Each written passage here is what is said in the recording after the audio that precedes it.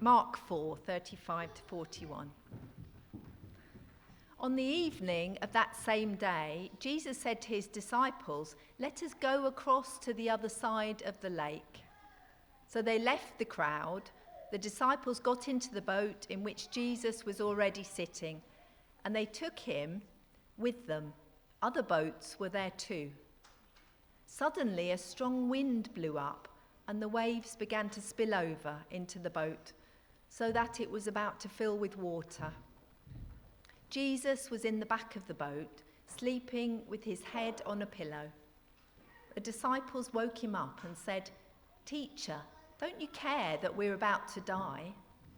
And Jesus stood up and commanded the wind, "Be quiet."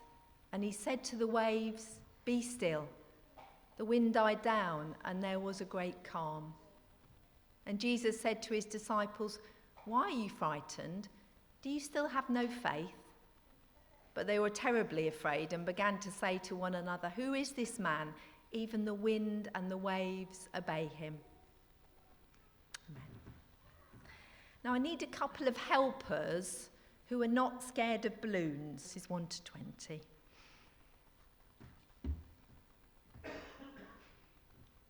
They came to the other side of the lake, to the country of the Gerasenes, and then he had stepped out of the boat. Immediately, a man came out of the tombs with an unclean spirit, met him. He lived among the tombs, and no one could restrain him anymore, even with a chain. For he had often been restrained with shackles and chains, but the chains he wrenched apart, and the shackles he broke in pieces, and no one had the strength to subdue him. Night and day among the tombs and on the mountains, he was always howling and bruising himself with stones. And when he saw Jesus from a distance, he ran and bowed down before him.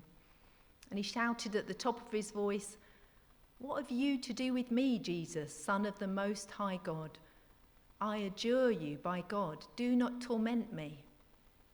For he said to him, "Come out of the man, you unclean spirit." And then Jesus asked him, "What is your name?" And he replied, "My name is Legion, for we're many." And he begged him earnestly not to send them out of the country. Now there on the hillside a great herd of swine was feeding, and the unclean spirits begged him, "Send us into the swine, let us enter them." And so he gave them permission, and the unclean spirits came out and entered the swine. And the herd, numbering about 2,000, rushed down the steep bank into the lake and were drowned in the lake. Swineherds ran off and told it in the city and in the country. Then people came to see what it was that had happened. They came to Jesus and saw the demoniac sitting there, clothed and in his right mind, the very man who had had the legion, and they were afraid. Those who had seen what had happened to the demoniac and to the swine reported it. Then they began to beg Jesus to leave their neighbourhood. As he was getting into the boat, the man who had been possessed by demons begged him that he might be with him. But Jesus refused and said to him, "Go home to your friends and tell them how much the Lord has done for you and what mercy he has shown you." And he went away and began to proclaim in the Decapolis how much Jesus had done for him, and everyone was amazed. Amen.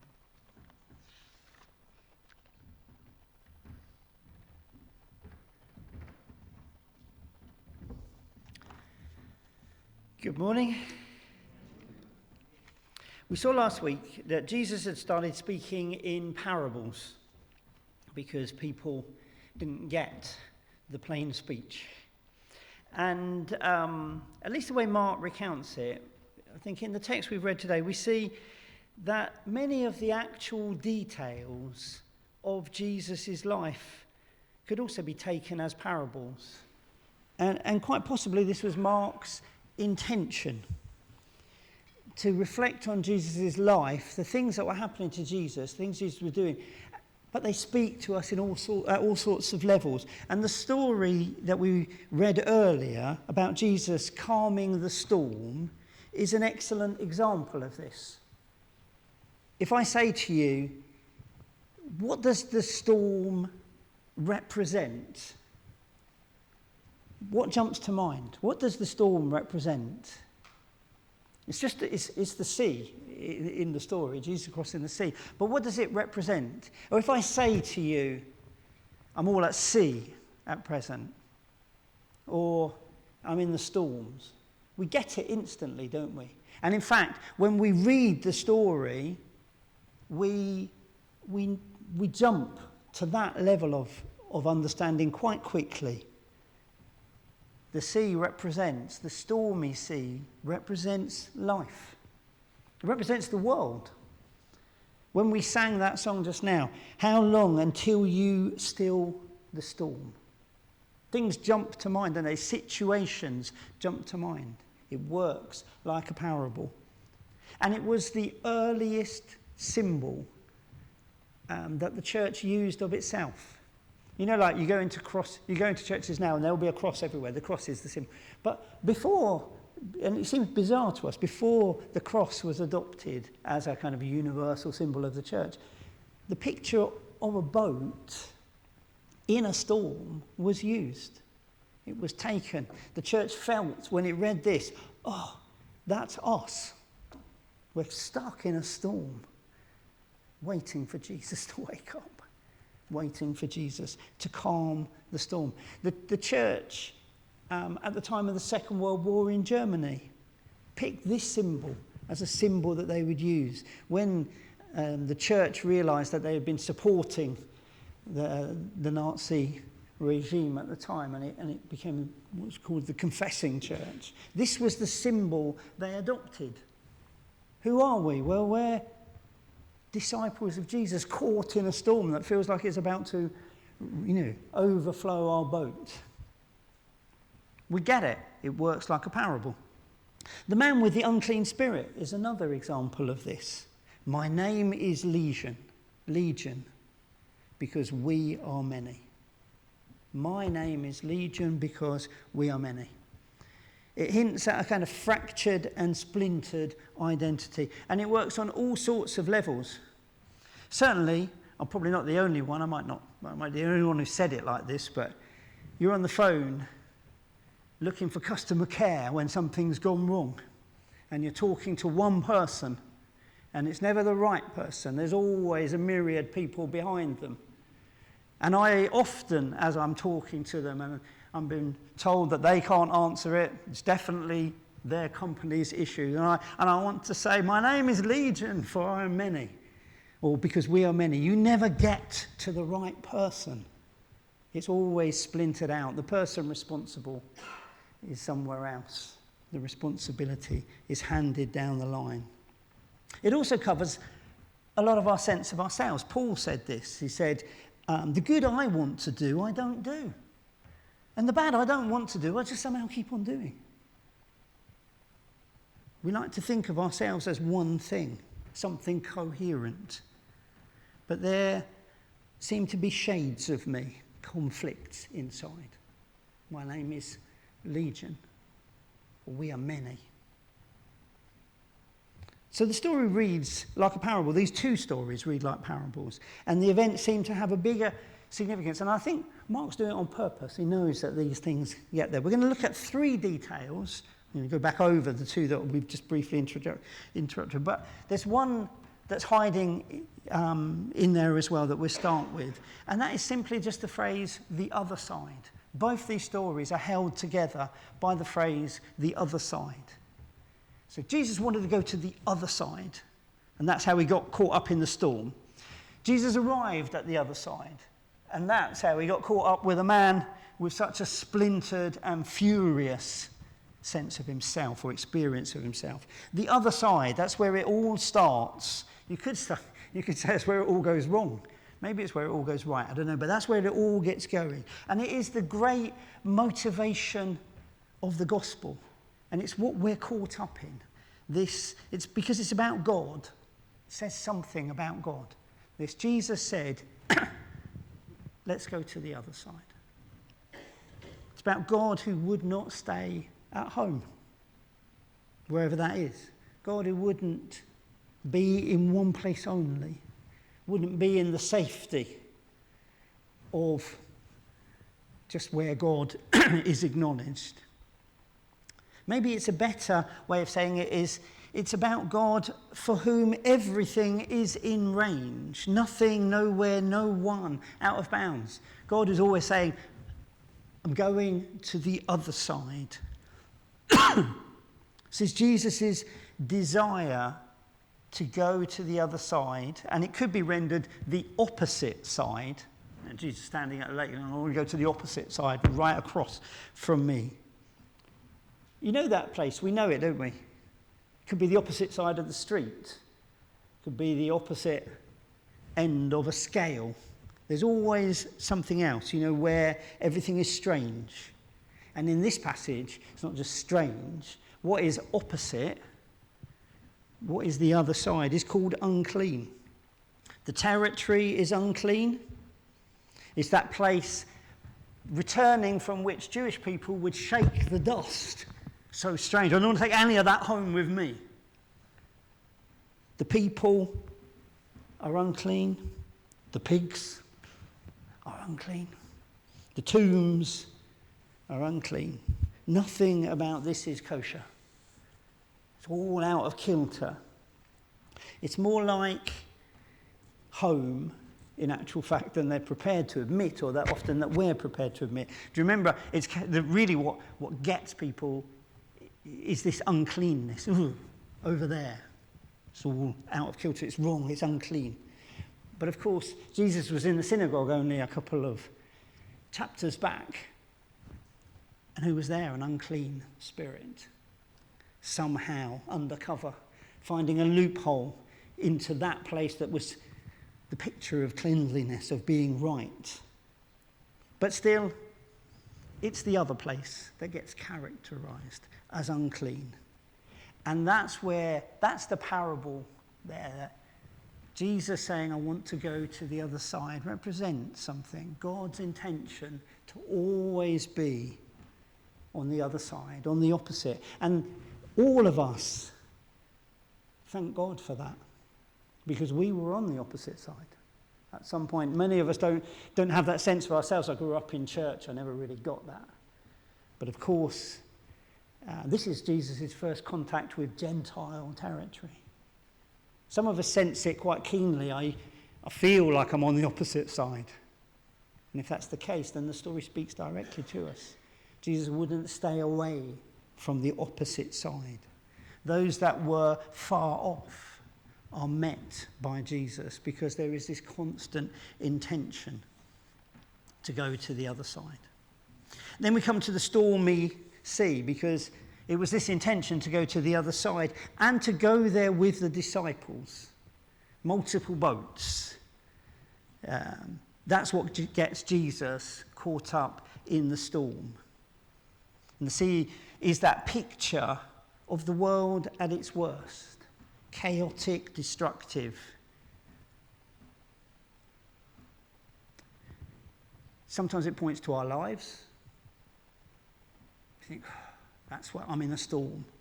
That's just the way life is. Sometimes it points bigger, wider, to places in the world, like Gaza, places like the Ukraine, places like Nigeria at present facing a huge persecution, places like Haiti, where there is no functioning government. Storm. And the picture then is saying of Jesus wanting to get to the other side, wanting to be in those stormiest of places, and wanting to be there with his disciples. Multiple boats heading out recklessly into the storm because of Jesus' desire to be on the opposite side. Not on the safe side, not on the place that was labelled clean, but unclean. So when we think sometimes we're caught up in things, maybe we're meant to be there. Because that's what Jesus does. He said, let's get there. And that's what plunges Jesus into the storm. And those who follow Jesus sometimes think that we should be at peace. We should be in safety.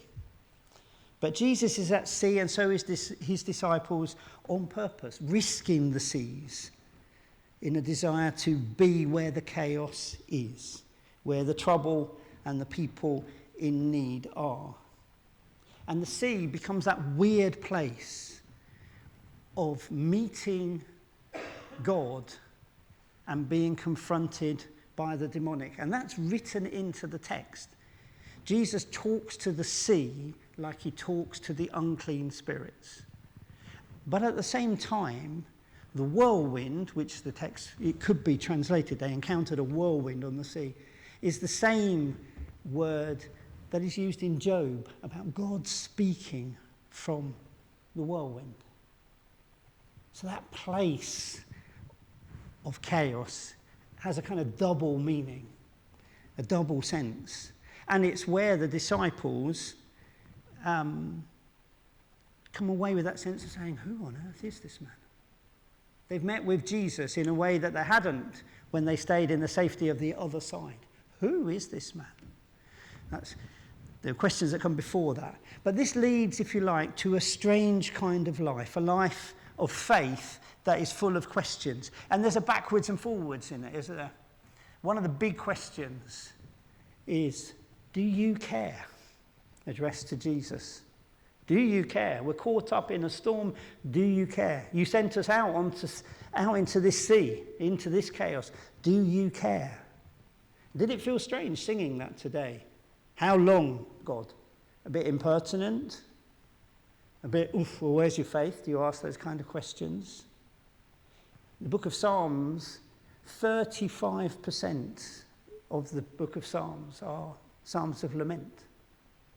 That meant that the people, the community of faith, were bringing those kind of questions a third of the time that they were singing out to God. We probably, if we cover 1% of it. But those are those legitimate questions. Cast out on that sea in that chaos. A frequent question that comes is, God, do you care? Do you care about me? God, do you care about Haiti in this moment that we don't talk about very often, let alone Gaza? Do you care? At the most, how long is this going to be like this? And those questions don't get answered because God is not, like always, a particularly indulgent parent. A loving parent, yes, but not necessarily indulgent, because Jesus comes back with his own question.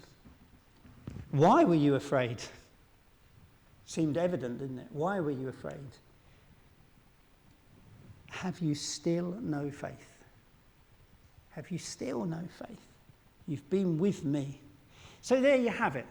This kind of backwards and forwards of conversation. That's a pretty tough conversation to be having, isn't it? Do you care? Where's your faith? That's a great picture of the life of faith that doesn't need resolving. Oh, I'd like it to be resolved, and one day it will be resolved. And one day, as we sang, when every tear is wiped away, when things are restored, yes. But until then, it doesn't need to be resolved. And if we've resolved it, we've probably done so too easily, most likely by staying home and not being out on the sea. Because there's something of the life of faith that is a backwards and forwards between do you care that we are perishing and where's your faith? Why are you so afraid? I don't know quite what the disciples should have done if they'd had more faith. And that would be a great question to reflect on. Having more faith, what would they have done in that situation? But it's that backwards and forwards. That's the context. And then Jesus comes to the other side and immediately is confronted by a man among the tombs, who lived amongst the tombs, who lived chaotically amongst the tombs, more comfortable with the dead than the living. And he is the first Gentile in the gospel. It's not a flattering picture, but he represents us. And we don't really know what to call him. I was struck in the text as you hear it. It's called the demoniac. Does anyone know what that means? Sorry? Someone who's been possessed. Great answer. Someone who's been possessed. That's where we get that. But if you were to push that a little bit further, what does that mean? We've come up with the term possessed because the term demoniac is so strange. But we don't know what it means, just like we wouldn't know if you pushed, what does being possessed mean? But someone who has this strange mixture in their lives of something that is unclean or tainted, something that is out of kilter, a dynamic, i.e. a power, that is driving them wrong. But the text, we don't know exactly what it means. And so they use the word, and nearly all of our definitions are part wrong. The text goes for unclean, and again, we don't know what that means, because we have a kind of scientific, medicalized rush to diagnosis. What does it mean to be like this? But we also have a lack of discernment about this man's afflictions. And so we're left with words like unclean, demoniac, something tainted, something splintered. That's what the text zooms in on, something splintered. We are many. We're not coherent. It's hard to tell, in fact, when we read the story, when is the man speaking and when are the unclean spirits speaking. We are all wrapped up with what is doing us down, what is tearing us apart. We are slightly invested in it and yet repelled by it. It's a bit like trying to let go of our fears. Wouldn't it be great if you could just do that? And there they go. Even if you might want to deflate them slowly, but no one wants to deflate their fears slowly. They want to see them race off into the air. But our fears are part of us, aren't they? And as Claire was saying, you have to come back regularly. Peace, peace. It's part of us. And so is the uncleanness. A deep sense of incoherence. We think of ourselves as one thing, and we know ourselves as different, really. Invested in what is doing him down. This man speaks with more than one voice. But he made one good move. As Jesus came to the other side, the man came rushing to Jesus, out of control, gesticulating wildly, but he came to Jesus. And Jesus brought him, in short order, through a little process that we read, to what is called a sound mind, to his right mind. A sound mind, a healthy mind, something sturdy, something robust, something not fragile and not splintered. And it was accelerated in this gospel story. Jesus had that. Sometimes I think it is more a walk for us, the walk of faith on the most part, a walk towards a sound mind, a sturdy sense of identity, a robust sense of who we are. It's what we long for, it's what is promised. It happens quickly. Maybe sometimes it does happen quickly. Often it happens slowly. But that's what it gets to. As Jesus calms our storms, so Jesus knits our identities into something whole and strong, something sound and something healthy. That's the promise knitted into the story and into the gospel. And then Jesus can send the man back to others on the opposite side, to brag about God's mercy, to be an advert for it, to go and let them know how God had mercy on you. So the story is a parable. I have to say that's all I could come up with after wrestling with the story. I thought it was going to be an easy one, but the images are just too suggestive in the text. The story is a parable of life, of God going far to the opposite, God going wide into all the chaos, and God going deep into the depths of ourselves. Far, reaching the other side. Wide, Jesus in the chaos, and calling us to be in the chaos of life, meeting us there as we ask about care and are interrogated about what faith looks like there. And then down into the depths as Jesus gets into what taints our lives and nurtures and nourishes and fosters a healthier, more coherent sense of ourselves. A parable of God in our lives. God who goes far, who goes wide and goes deep. And in all of this shows us, like he showed that man, mercy. Amen. We're going to sing